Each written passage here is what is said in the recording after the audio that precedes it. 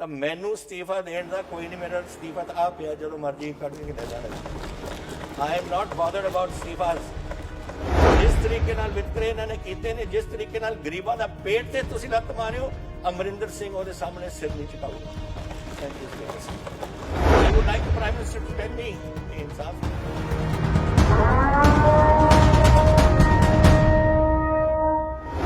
Constitutional guarantee ਦਿੱਤੀ ਗਈ ਸੀ कि सारी टैक्सेशन हुन will be done but through the GST process, and we give a constitutional guarantee that every 3 months हर 3 महीने बाद जो states ਨੂੰ पैसे देने ने वो ਦਿੱਤੇ ਜਾਣਗੇ।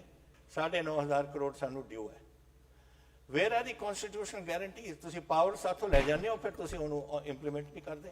ਖੇਤੀਬਾੜੀ is a state subject, it comes here in the constitution of India, entry 14 ਦੇ ਵਿੱਚ it is a state subject।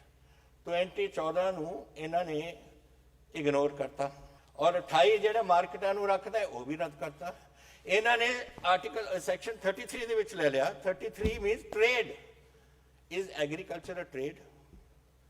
Trade ਹੋ ਸਕਦੀ ਹੈ ਜਿਹੜੀ ਤੁਸੀਂ ਖਰੀਦ ਔਰ ਫਰੋਖਤ ਕਰਦੇ ਹੋ, ਤੁਸੀਂ ਮੰਡੀਆਂ ਦੇ ਬਾਹਰਲੇ ਪਾਸੇ ਜਾ ਕੇ ਆਪਣੀ ਚੀਜ਼ਾਂ ਦੇ ਖਰੀਦਦੇ ਹੋ ਜਾਂ ਵੇਚਦੇ ਹੋ, ਲੇਕਿਨ ਆਹ ਟ੍ਰੇਡ ਤਾਂ ਨਹੀਂ। ਤੁਸੀਂ ਕਨਸਟੀਟਿਊਸ਼ਨ ਨੂੰ ਅਮੈਂਡਮੈਂਟ ਜਿਸ ਤਰੀਕੇ ਨਾਲ ਸੋਚਦੇ ਹੋ, ਯੂ ਮੇਕ ਇਟ ਆਊਟ ਇਨ ਸੱਚ ਅ ਵੇ ਕਿ ਤੁਹਾਨੂੰ ਕਨਵਿੰਸ ਆਪਣੇ ਆਪ ਨੂੰ ਤੁਸੀਂ ਕਰ ਲਓ, ਪਰ ਦੁਨੀਆ ਨੂੰ ਕਨਵਿੰਸ ਨਹੀਂ ਤੁਸੀਂ ਕਰ ਸਕਦੇ। ਹਾਊ ਕੈਨ ਐਗਰੀਕਲਚਰ, ਅਗਰ ਮੈਂ ਕੱਲ ਨੂੰ ਜਾ ਕੇ ਉੱਥੇ ਮਟਰ ਬੀਜਦਾ ਐਂਡ ਆਈ ਯੂਜ਼ ਇਟ, ਕੁਛ ਮੈਂ ਸ਼ਾਇਦ ਜ਼ਿਆਦਾ ਮਟਰ ਹੋਣ, ਮੈਂ ਸ਼ਾਇਦ ਡਿਪਟੀ ਸਪੀਕਰ ਸਾਹਿਬ ਨੂੰ ਵੇਚਦਾ ਕੁਛ, ਜਾਂ ਮੈਂ ਆਪਣੇ ਵਾਸਤੇ ਕੁਛ ਰੱਖਣਾ, that is an agricultural produce which I am selling, not trade।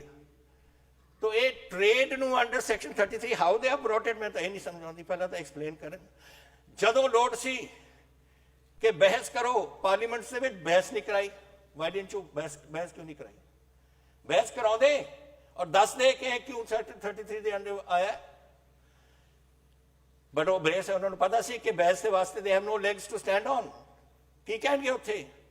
ਲੋਕ ਸਭਾ ਦੇ ਵਿੱਚ ਬਹਿਸ ਨਹੀਂ ਕਰਾਓ, ਤੁਸੀਂ ਰਾਜ ਸਭਾ ਦੇ ਵਿੱਚ ਨਹੀਂ ਕਰਾਓ, ਕਾਨੂੰਨ ਪਾਸ ਕਰ ਰਹੇ ਹੋ। ਇਹ ਕਿਆ ਕਨਸਟੀਟਿਊਸ਼ਨ, ਵਾਟ ਇਜ਼ ਦਿਸ? ਫਿਰ ਇਹ ਸਦਨ ਕਿਉਂ ਬਣਾਏ ਹੋਏ ਨੇ ਅਗਰ ਤੁਹਾਨੂੰ ਤੁਸੀਂ ਬਹਿਸ ਨਹੀਂ ਕਰਾਉਂਦੇ ਉਹਦੇ ਵਿੱਚ?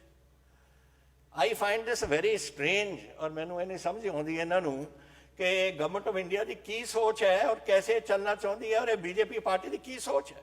ਲੋਕ ਭੁੱਖੇ ਮਰਨ ਤੋਂ ਅਸੀਂ ਬਚਾਏ। ਕਿਸ ਕਿਸਮ ਦੇ ਕੈਲਸ ਐਟੀਟਿਊਡ ਹੈ ਸਰਕਾਰ ਦੀ ਕਿ ਜੋ ਮਿਹਨਤ ਹੋ ਕੀਤੀ ਸਾਡੇ ਪੰਜਾਬੀਆਂ ਨੇ 70 ਸਾਲ ਤੋਂ, ਤੁਸੀਂ ਭੁੱਲ ਗਏ। ਹੁਣ ਤਾਂ ਕਿਉਂ ਕਰਤੀ ਇਹਨਾਂ ਨੇ? ਕਿਉਂਕਿ ਤੁਹਾਡਾ ਗੰਗਾ ਜਮਨਾ ਬੇਸਨ ਡਿਵੈਲਪ ਹੋ ਗਿਆ, ਉੱਥੇ ਚੌਲ ਦੀ ਪੈਦਾਵਾਰ ਹੋ ਗਈ। ਮੱਧ ਪ੍ਰਦੇਸ਼ ਦੇ ਵਿੱਚ ਕਣਕ ਹੋਣ ਲੱਗ ਗਈ। ਕਾਬਰੀ ਬੇਸਨ, ਨਰਮਦਾ ਬੇਸਨ ਸਾਰੇ ਡਿਵੈਲਪ ਹੋ ਗਏ, ਉੱਥੇ ਚੌਲ ਦੀ ਪੈਦਾਵਾਰ ਹੋ ਗਈ। ਤਾਂ ਛੱਡੋ ਪੰਜਾਬ ਨੂੰ, ਮਾਰੋ ਪੰਜਾਬ ਨੂੰ, ਖਤਮ ਕਰੋ ਪੰਜਾਬ ਨੂੰ। I would like the prime minister to tell me ਇਹ ਇਨਸਾਫ ਹੈ। ਇਹ ਬੜੀ ਅਫਸੋਸ ਦੀ ਗੱਲ ਹੈ ਮੈਨੂੰ ਕਿ ਜਦੋਂ ਤੁਸੀਂ ਲੋਕਾਂ ਨੂੰ ਵਰਤੇ ਹੋ। ਇੱਥੇ ਪੰਜਾਬ ਦੀ ਧਰਤੀ ਹੈ ਜਿਹੜੀ ਅੱਜ ਬਾਰਡਰਾਂ ਤੇ ਬੈਠੀ ਹੈ ਔਰ ਲੋਕਾਂ ਨੂੰ ਉੱਥੇ ਸਾਡੇ ਹਿੰਦੁਸਤਾਨ ਦੀ ਜਾਨਾਂ ਬਚਾ ਰਹੀ ਹੈ। ਇੱਥੇ ਸਾਰੀ ਹਿੰਦੁਸਤਾਨ ਦੀ ਫੌਜ ਪਿੰਡਾਂ ਤੋਂ ਆਉਂਦੀ ਹੈ ਔਰ ਉਹਨਾਂ ਦੇ ਪਰਿਵਾਰ ਅੱਜ ਖੇਤੀਬਾੜੀ ਕਰਦੇ ਨੇ। ਕੀ ਸੋਚ ਰਹੇ ਨੇ ਉੱਥੇ ਕਿ ਸਾਡਾ ਕੀ ਉੱਥੇ ਹੋਊਗਾ, ਸਾਡੇ ਕੈਸੇ, ਸਾਡੇ ਟੱਬਰ ਕੈਸੇ ਜੀਣਗੇ, ਸਾਡੇ ਮਾਪੇ ਬੈਠੇ ਨੇ, ਸਾਡੇ ਬੱਚੇ ਬੈਠੇ ਨੇ, ਕੈਸੇ ਜੀਣਗੇ? ਇਹ ਕੀ ਕਰ ਰਹੀ ਹੈ ਗਵਰਨਮੈਂਟ ਦੇ ਵਿੱਚ? ਕੋਈ ਦਿਨ ਲੰਘਦਾ ਜਿੱਥੇ ਸਾਡੇ ਕੋਈ ਜਵਾਨ ਨਹੀਂ ਇੱਥੇ ਸ਼ਹੀਦ ਹੁੰਦੇ? ਸਭ ਪਿੰਡਾਂ ਤੋਂ ਆਉਂਦੇ ਨੇ, ਸਾਰੇ ਖੇਤੀਬਾੜੀ ਦੇ ਨਾਲ ਨਿਰਭਰ ਨੇ। ਉਹ ਕੀ ਸੋਚਦੇ ਨੇ? ਬੋਲ ਨਹੀਂ ਸਕਦੇ, ਲੇਕਿਨ ਦਿਲ ਦੇ ਵਿੱਚ ਤਾਂ ਉਹਦੀ ਸੱਟ ਵੱਜਦੀ ਹੈ ਨਾ ਕਿ ਮੇਰੇ ਪਰਿਵਾਰ ਦੇ ਨਾਲ ਕੀ ਹੋ ਰਿਹਾ ਕੁਛ। ਇਹ 1.5% 57% ਲੋਕ ਨੇ ਪੰਜਾਬ ਦੇ ਜੋ ਇੱਥੇ ਦੇਸ਼ ਨੂੰ ਰੱਖਿਆ ਕਰਦੇ ਨੇ, ਦੇਸ਼ ਨੂੰ ਅੰਨ ਦਿੰਦੇ ਨੇ ਔਰ ਦੇਸ਼ ਨੂੰ ਬਚਾਉਂਦੇ ਨੇ ਜਦੋਂ ਸੰਕਟ ਆਉਂਦਾ। ਤੁਸੀਂ ਇਹ ਵੀ ਭੁੱਲ ਜਾਂਦੇ ਹੋ ਸਾਰੀਆਂ ਗੱਲਾਂ। ਸਾਰੇ ਕਿਸਾਨਾਂ ਦੇ ਨਾਲ ਹਮਦਰਦੀ ਹੈ ਇਸ ਹਾਊਸ ਦੀ, ਔਰ ਅਸੀਂ ਤੁਹਾਡੇ ਨਾਲ ਅਖੀਰਲੇ ਦਮ ਤੱਕ ਅਸੀਂ ਤੁਹਾਡੇ ਨਾਲ ਖੜਾਂਗੇ। ਲੇਕਿਨ ਹੁਣ ਤੁਹਾਡਾ ਕੰਮ ਹੈ ਸਾਡੇ ਨਾਲ ਖੜਨਾ। ਮੈਂ ਕਿਹਾ ਸੀ ਪਹਿਲਾਂ ਕਿ ਲੋਕ ਕੁਝ ਕਹਿੰਦੇ ਨੇ ਕਿ ਤੁਸੀਂ ਇਹ ਗੱਲਾਂ ਕਿਉਂ ਕਰਦੇ ਹੋ, ਕਰਨੀਆਂ ਪੈਂਦੀਆਂ ਨੇ। ਬਿਕੋਜ਼ ਮੈਂ ਔਖੀ ਘੜੀ ਦੇ ਵਿੱਚ ਪੰਜਾਬ ਦੇਖਿਆ। ਮੈਂ ਦੇਖਿਆ ਜਦੋਂ 35,000 ਪੰਜਾਬੀ ਇੱਥੇ ਉਹਨਾਂ ਦਾ ਖੂਨ ਡੁੱਲਿਆ ਸੀ ਪੰਜਾਬ 'ਚ। ਮੈਂ ਨਹੀਂ ਚਾਹੁੰਦਾ ਕਿ ਇਹ ਕੰਮ ਫੇਰ ਹੋਵੇ ਇੱਥੇ। ਔਰ ਸਾਡਾ ਗੁਆਂਢੀ ਮੁਲਕ ਕੋਈ ਮੌਕਾ ਨਹੀਂ ਛੱਡਦਾ ਜਦੋਂ ਤਾਈਂ ਇੱਥੇ ਆ ਕੇ ਕੋਈ ਰੌਲਾ ਨਹੀਂ ਪਾਉਂਦੇ। ਮੈਂ ਜਾਣਦਾ I am home minister also of the state, I chief minister also. ਔਰ ਇਹ ਜਿਹੜਾ ਅਗਰ ਇਹਦਾ ਹੱਲ ਨਹੀਂ ਨਿਕਲਦਾ ਤੇ ਇਹ ਮੂਵਮੈਂਟ ਵਧੇਗੀ, ਘਟੇਗੀ ਨਹੀਂ। ਇਹੀ ਹੋਇਆ ਸੀ 1984 ਤੋਂ ਬਾਅਦ, ਇਹੀ ਹੋਇਆ ਸੀ 90 ਦੇ ਵਿੱਚ। ਕਿੰਨੇ ਬੰਦੇ ਸ਼ਹੀਦ ਕੀਤੇ ਨੇ। ਆਪਾਂ ਚਾਹੁੰਦੇ ਹਾਂ ਕਿ ਇੱਥੇ ਆਬ ਹਵਾ ਖਰਾਬ ਹੋਵੇ ਸਾਡੇ ਪੰਜਾਬ ਦੀ? ਕੌਣ ਆਊਗਾ ਇੱਥੇ ਇੰਡਸਟਰੀ ਲੈ ਕੇ? ਅੱਜ ਇਹ 3 ਸਾਲਾਂ ਦੇ ਵਿੱਚ 60,000 ਕਰੋੜ ਰੁਪਈਆ ਪੰਜਾਬ ਦੀ ਇਨਵੈਸਟਮੈਂਟ ਦੇ ਵਿੱਚ ਆਇਆ ਹੈ। ਜੋ ਲੋਕ ਲੈ ਕੇ ਆਏ ਨੇ, ਇਹ ਆਇਆ ਜੋ ਧਰਤੀ ਦੇ ਉੱਪਰ ਲੱਗ ਰਿਹਾ ਸਾਡਾ ਇੰਡਸਟਰੀ। ਦੇਖੋ ਕਿੰਨੇ ਇੱਥੇ ਸਾਡੀ ਇਕਨੋਮੀ ਕਿਸ ਤਰੀਕੇ ਨਾਲ ਇਨਕਰੀਜ਼ ਕਰੇਗੀ, ਸਾਡੀ ਇਹ ਦੇਖੋ ਕਿੰਨੇ ਨੌਕਰੀਆਂ ਦੇ ਸਾਧਨ ਬਣਨਗੇ, ਉਹਨਾਂ ਦਾ ਆਪਾਂ ਨੂੰ ਸੋਚਣਾ ਪਊ। ਦੈਟ ਇਜ਼ ਵਾਈ ਸਪੀਕਰ ਸਾਹਿਬ, ਇਹ ਬਹੁਤ ਜ਼ਰੂਰੀ ਹੈ ਕਿ ਇਸ ਕੰਮ ਨੂੰ ਆਪਾਂ ਰੋਕੀਏ।